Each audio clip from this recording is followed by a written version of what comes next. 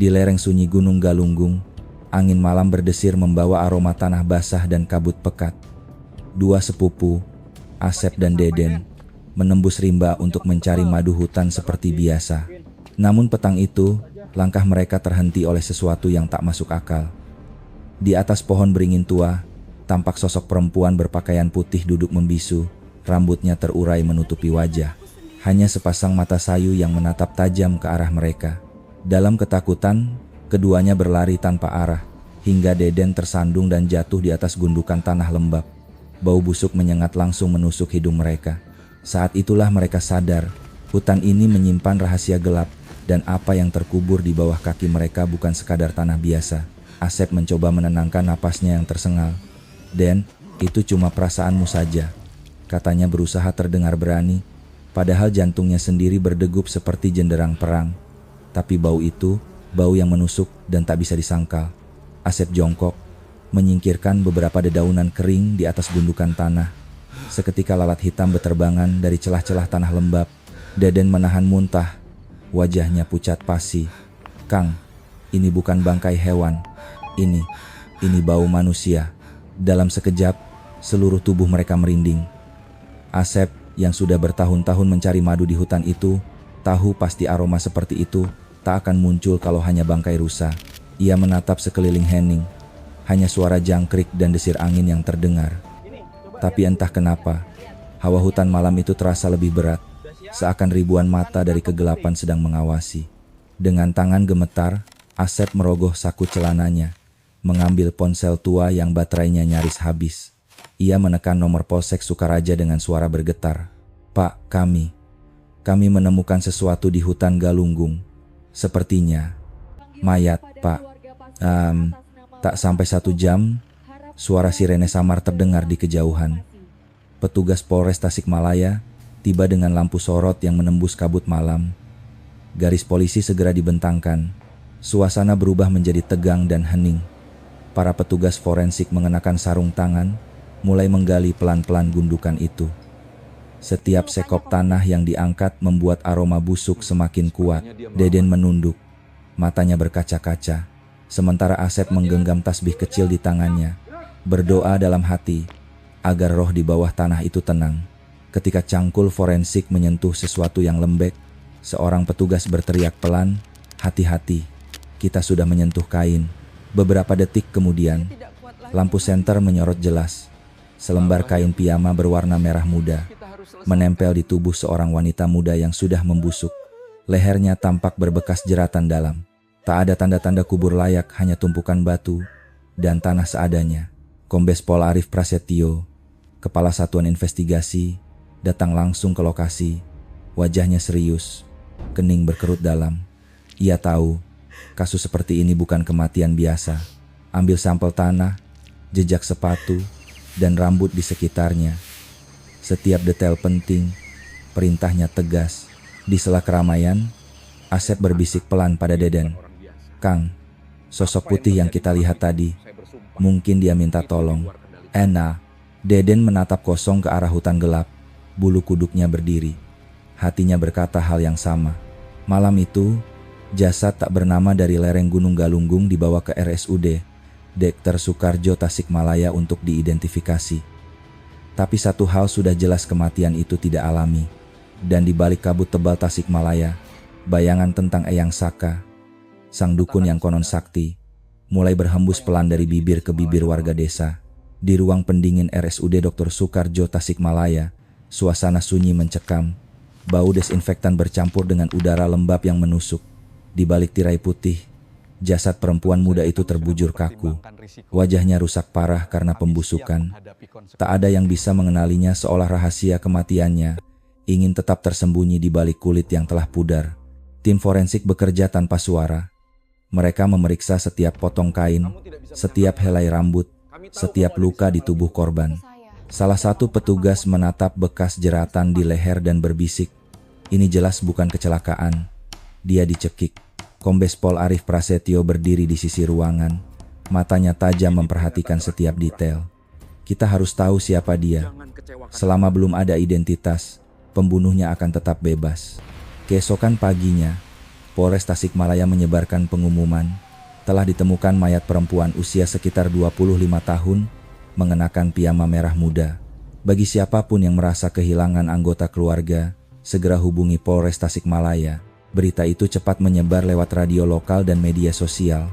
Beberapa jam kemudian, sepasang suami istri tua datang dengan langkah gontai. Mereka memperkenalkan diri sebagai Pak Darmawan dan Bu Sulastri, warga desa Sukamaju. Wajah mereka terlihat pucat, mata cekung karena tidak tidur beberapa malam. "Pak, Bu, tolong tenangkan diri. Apa benar Anda kehilangan anak perempuan?" tanya seorang penyidik dengan lembut. Bu Sulastri mengangguk lemah. Suaranya serak. "Iya nak, anak kami, Nadia Permata. Sudah 3 hari tidak pulang. Teleponnya mati. Teman-temannya tidak tahu dia di mana." Ketika polisi memperlihatkan foto pakaian korban piyama merah muda yang lusuh, Bu Sulastri menjerit. Tubuhnya langsung ambruk ke lantai. "Astagfirullah, itu baju yang saya belikan di pasar minggu lalu." Tangisnya pecah, menyayat hati siapapun yang mendengarnya. Pak Darmawan berusaha memeluk istrinya, tapi air matanya sendiri tak bisa ia tahan. Kombes Arif yang menyaksikan adegan itu hanya bisa menarik napas panjang. Ia sudah sering melihat kematian, tapi tiap kali bertemu keluarga korban, hatinya selalu tersayat. "Bawa mereka ke ruang tunggu, beri air hangat," ujarnya pelan. "Kita butuh keterangan lebih lanjut." Setelah sedikit tenang, Pak Darmawan menceritakan semuanya. Nadia, anak tunggal mereka, bekerja di Bandung sebagai buruh pabrik. Setengah tahun terakhir, dia menderita penyakit kewanitaan yang membuatnya sering pingsan. Uang tabungan habis untuk berobat, tapi tak juga sembuh. Waktu itu, tetangga kami menyarankan pergi ke seorang dukun. Katanya bisa sembuhkan penyakit dari kiriman gaib. Ucapnya dengan suara bergetar. "Namanya Eyang Saka." Nama itu membuat ruangan hening seketika. Arif menatap asistennya, Inspektur Lutfi, yang langsung mencatat cepat di buku laporan. "Di mana alamat orang itu?" tanya Arif dengan nada tegas. Pak Darmawan menjawab, "Di lereng gunung, dekat desa Sukaraja. Rumahnya banyak jimat di depan." Arif menatap keluar jendela. Kabut Tasikmalaya mulai turun lagi. Dalam hatinya ia tahu, kasus ini baru saja membuka gerbang menuju sesuatu yang jauh lebih gelap dari sekadar pembunuhan biasa. Sore itu langit Tasikmalaya diselimuti mendung tebal. Di jalan kecil menuju desa Sukaraja, motor tua Pak Darmawan melaju pelan membawa istrinya dan Nadia Permata di boncengan. Dalam karung kecil, mereka membawa sesajen sederhana beras, telur, dan kemenyan. Semua hasil pinjaman. Bagi keluarga sederhana itu, perjalanan ini seperti harapan terakhir untuk menyembuhkan sang anak. Rumah Eyang Saka tampak sepi dan lembab. Dinding bambunya dipenuhi rajah dan jimat aneh. Pria berambut panjang, berjanggut putih, duduk bersila di depan pintu. Matanya tajam namun senyumnya tenang. "Selamat datang, Nak Darmawan. Aku sudah menunggu," katanya pelan, seolah tahu alasan mereka datang. Begitu masuk, aroma dupa bercampur jamu basi menyengat hidung. Nadia memegang tangan ibunya erat. Eyang Saka mulai membaca penyakitnya, menggeleng perlahan seolah melihat sesuatu di udara. "Anakmu diikuti arwah perempuan yang iri. Kalau tidak dibersihkan, hidupnya tak lama." Bu Sulastri langsung menangis, sementara Pak Darmawan menatap cemas. "Ritual pembersihan butuh 3 malam, lanjutnya lembut. Tapi malam ini ia harus menginap di sini, agar roh itu tidak menyerang kalian juga."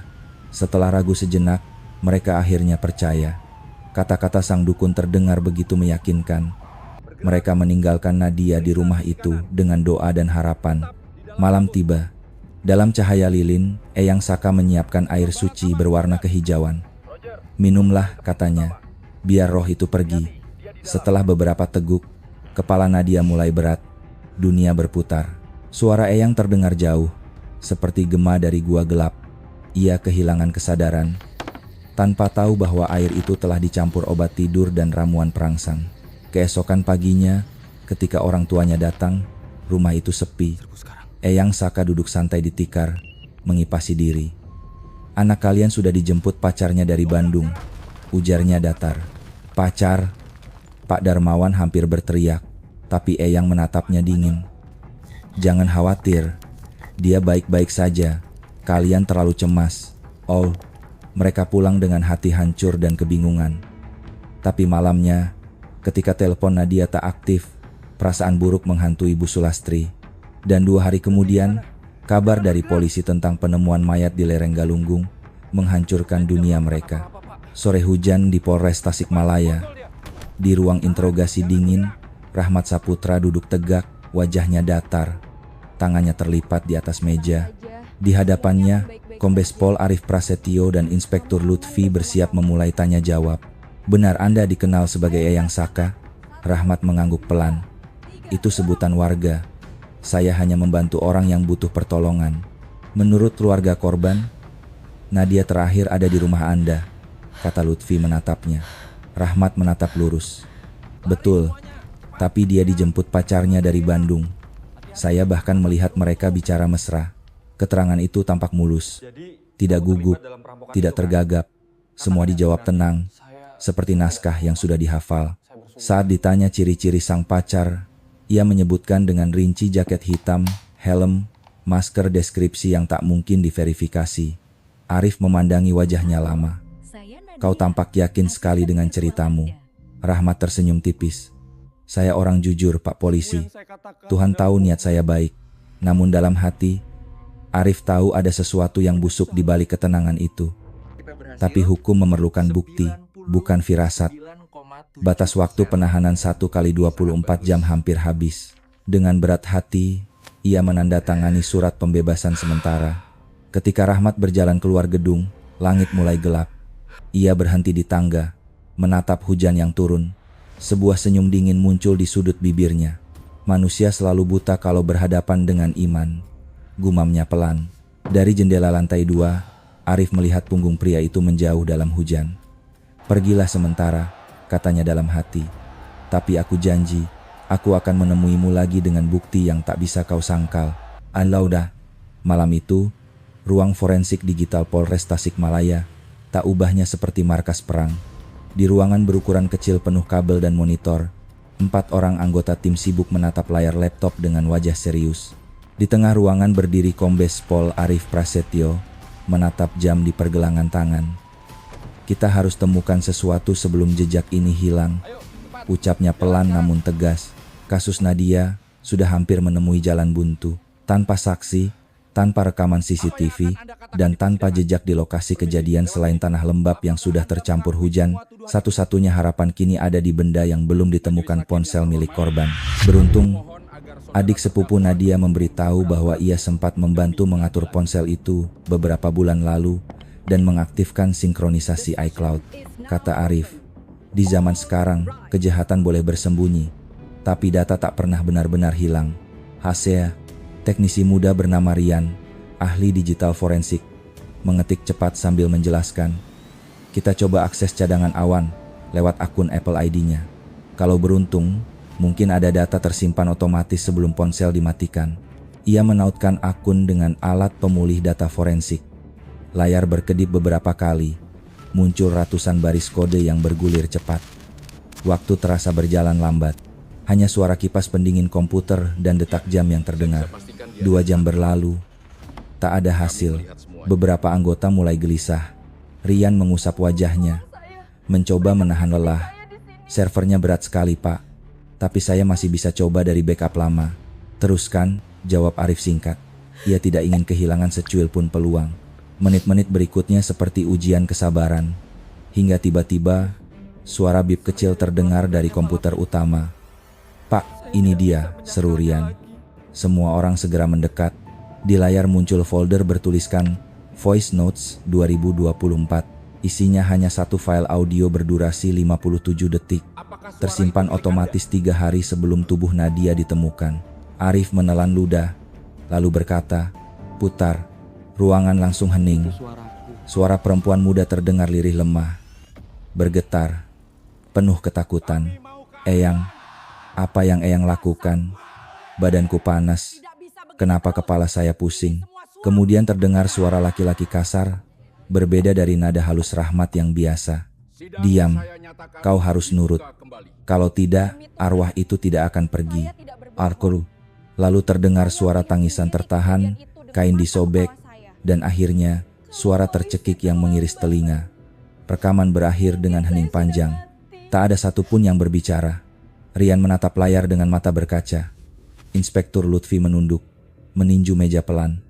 Ya Allah, Kombes Arif menarik napas dalam, lalu berkata lirih namun pasti, ini dia, ini bukti yang kita tunggu. Dalam dunia nyata, mungkin kejahatan bisa disembunyikan, tapi di dunia digital, setiap detik memiliki saksi. Dan kini, suara dari awan telah memanggil nama pelaku dengan jelas, Rahmat Saputra, sang Eyang Saka. Bukan lagi sekadar dukun palsu, tapi pembunuh berdarah dingin. Keesokan paginya, di ruang laboratorium audio Polres Tasikmalaya, suasana tegang seperti menjelang vonis di pengadilan. File rekaman berdurasi 57 detik dari iCloud milik Nadia Permata kini menjadi pusat perhatian.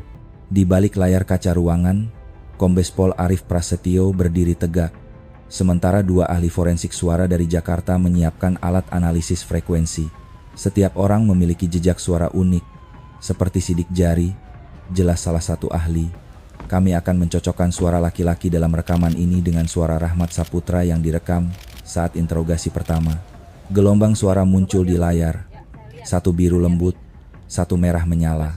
Ketika kedua pola itu tumpang tindih hampir sempurna, ruangan hening seketika. Cocok 99,7%, kata ahli itu mantap. Tidak diragukan lagi itu suara Rahmat Saputra. Arif menatap layar dengan rahang mengeras. Dalam pikirannya, wajah tenang Rahmat di ruang interogasi kembali terbayang tatapan dingin yang kini ia tahu berasal dari seorang pemangsa manusia. Segera siapkan surat perintah penangkapan dan penggeledahan, ujarnya tegas.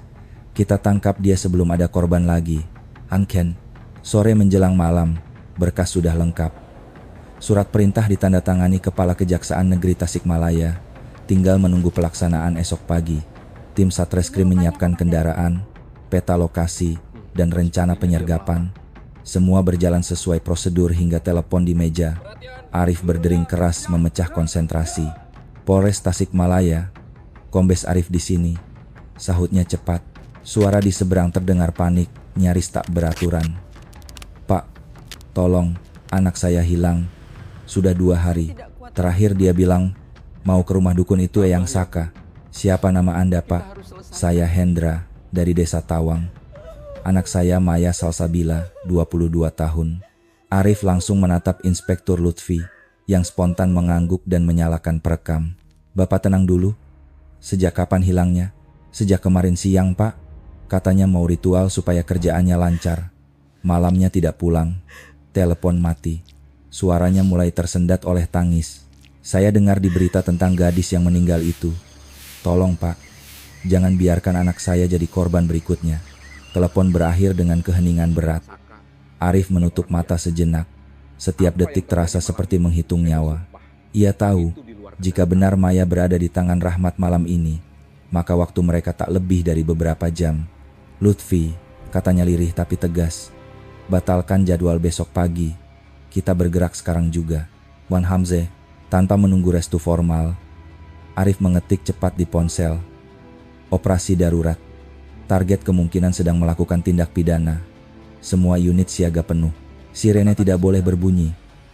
Mereka akan datang dalam diam seperti bayangan yang menjemput iblis keluar dari sarangnya. Malam di Tasikmalaya turun perlahan, diselimuti kabut tipis. Di kejauhan, siluet Gunung Galunggung berdiri sunyi, menunggu keadilan turun dari tangan manusia. Pukul 11 malam, kabut tebal menyelimuti lereng Gunung Galunggung. Konvoi polisi tanpa sirene berhenti di jalan tanah berlumpur. Dalam gelap, hanya cahaya redup lilin dari rumah reyot di kejauhan rumah Eyang Saka. Kombes Arif memberi aba-aba lirih. Tim 1 dan 2 kepung sisi belakang.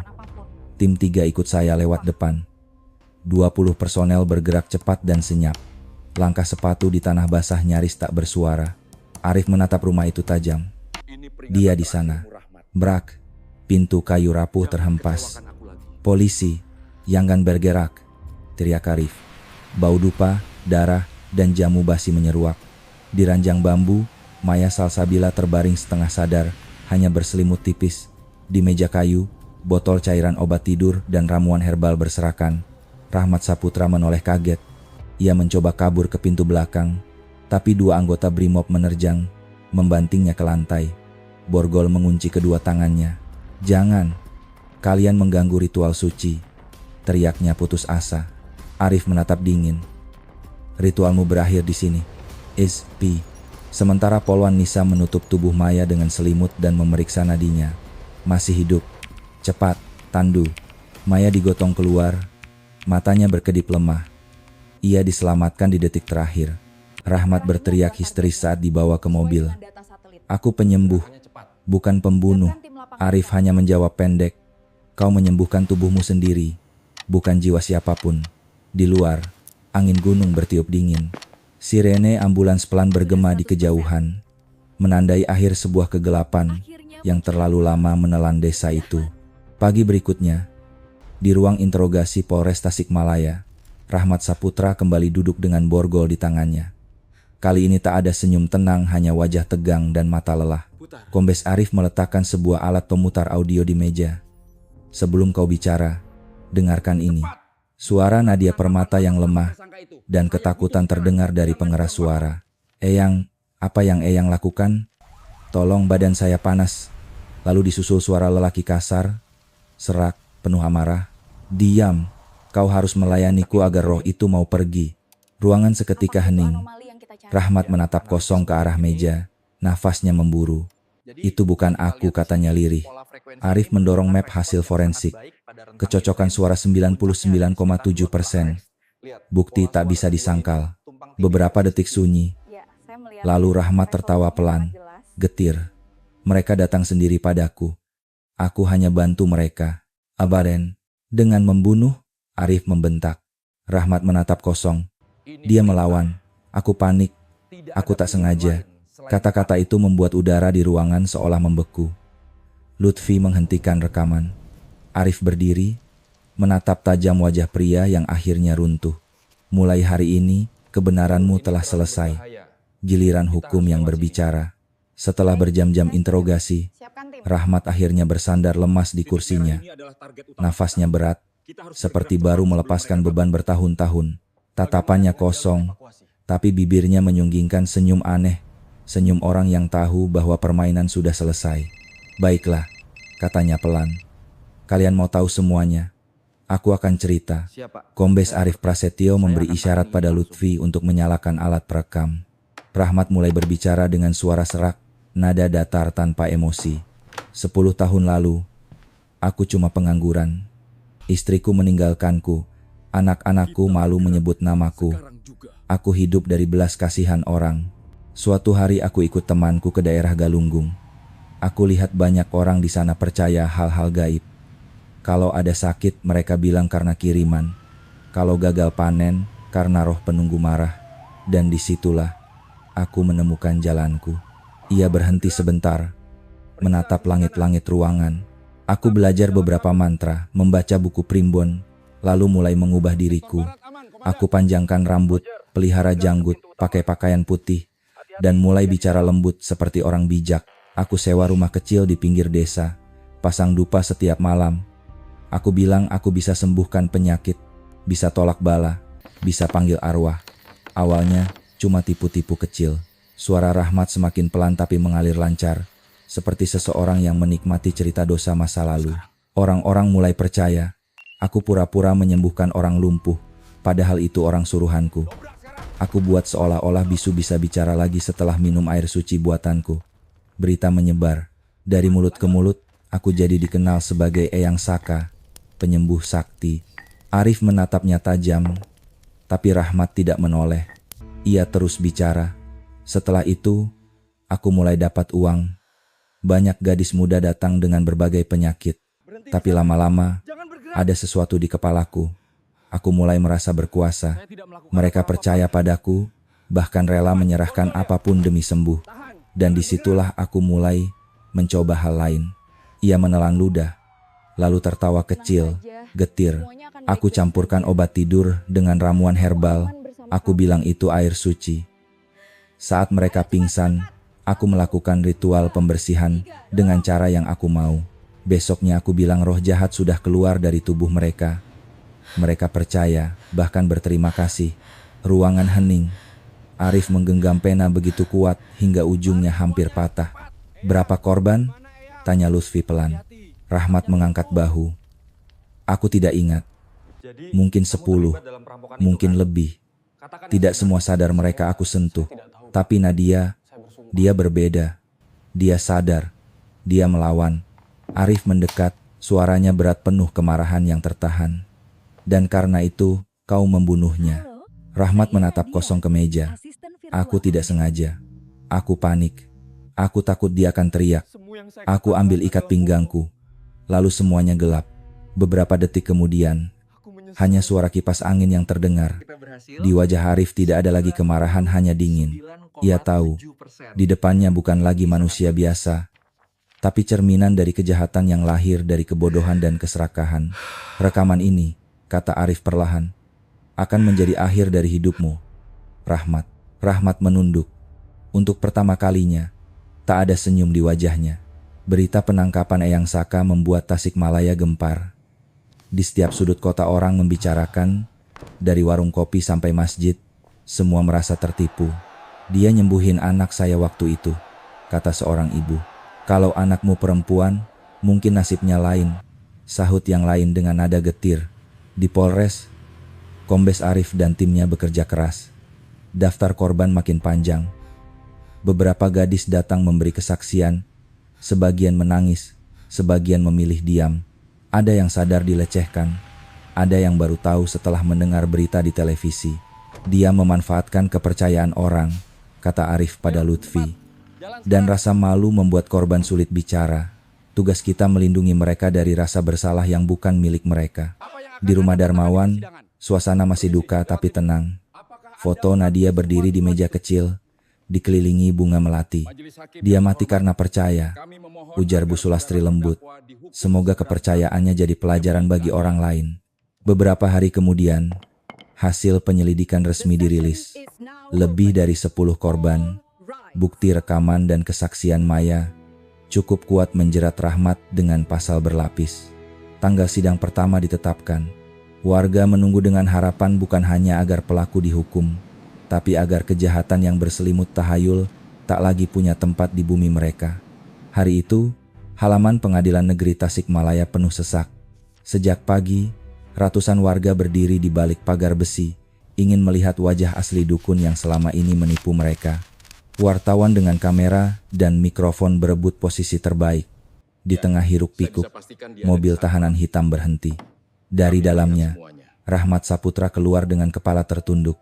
Ia mengenakan rompi tahanan oranye, tangan diborgol, sorot matanya kosong, tapi tatapan warga membakar punggungnya. Pengkhianat, teriak seseorang dari kerumunan. Kau iblis, bukan Eyang.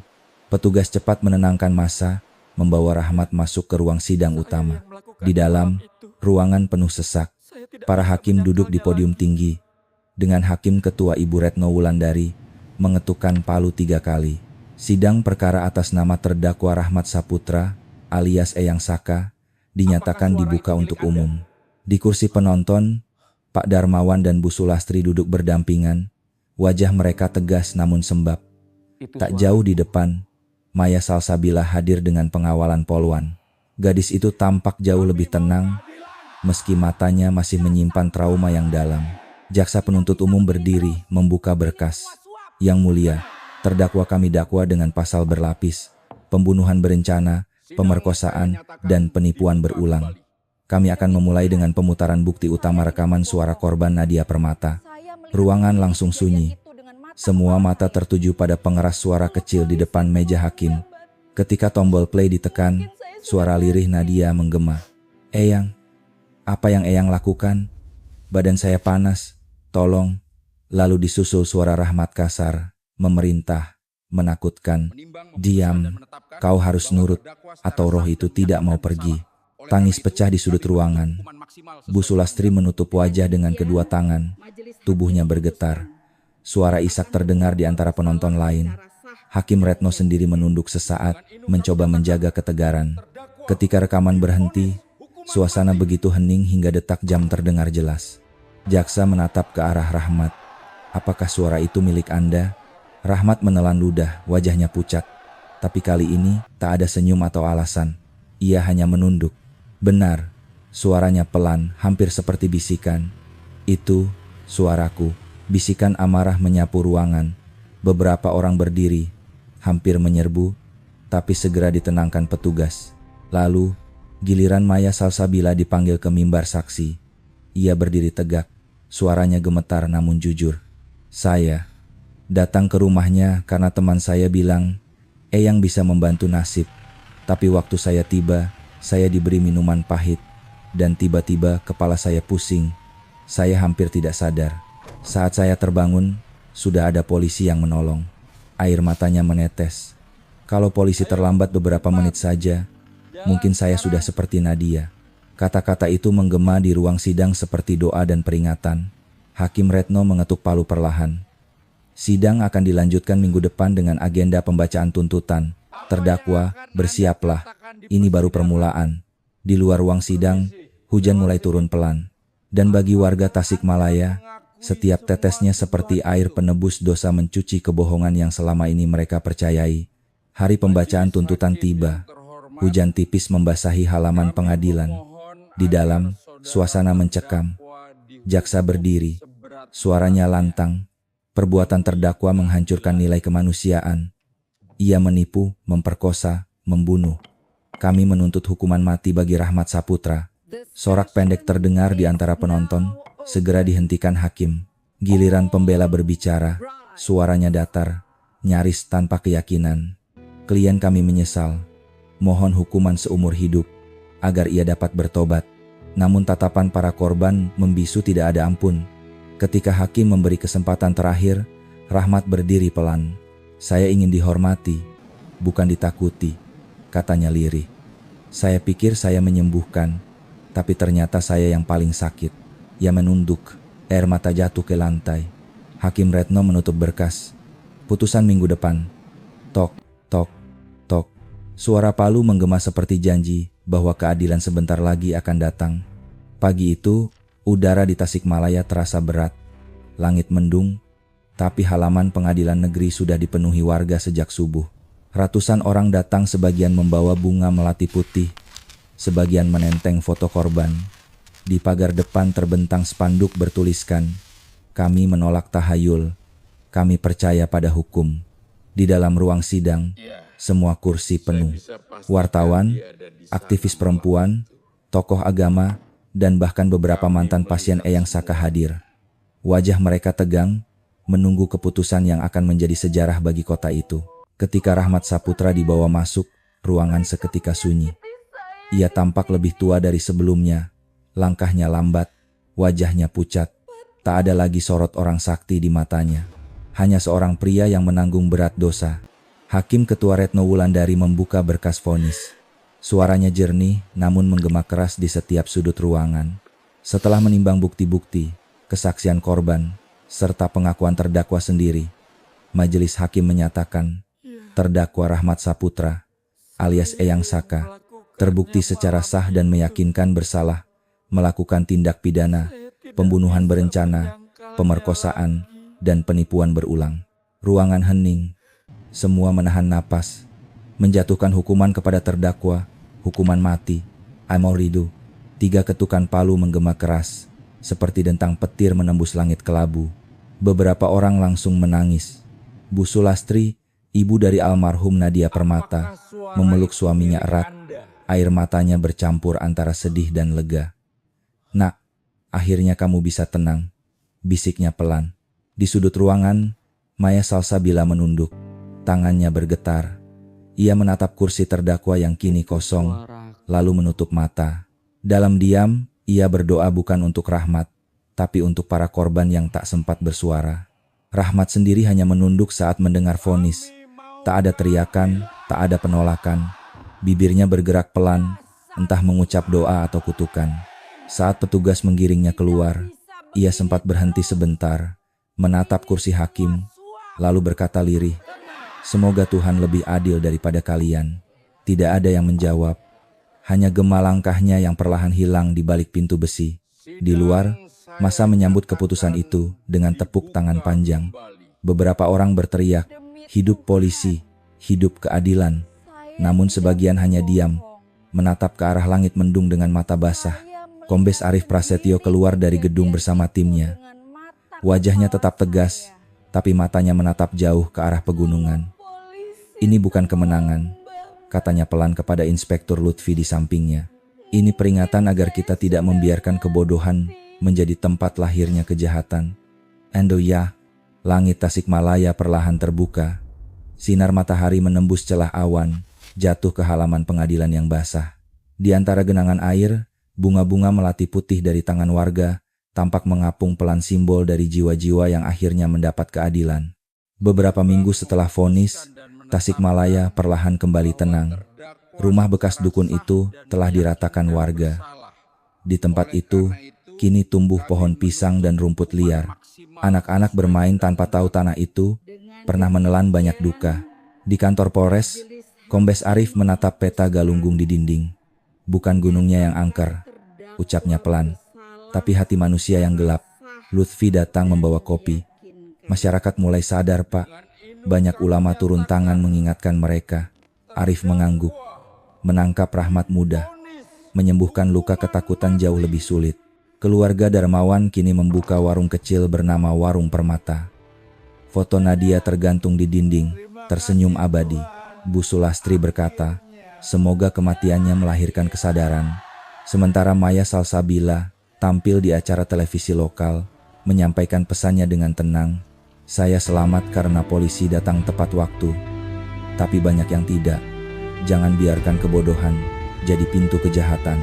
Sore itu, matahari tenggelam di balik Gunung Galunggung. Arif berdiri di halaman Polres, memejamkan mata sejenak.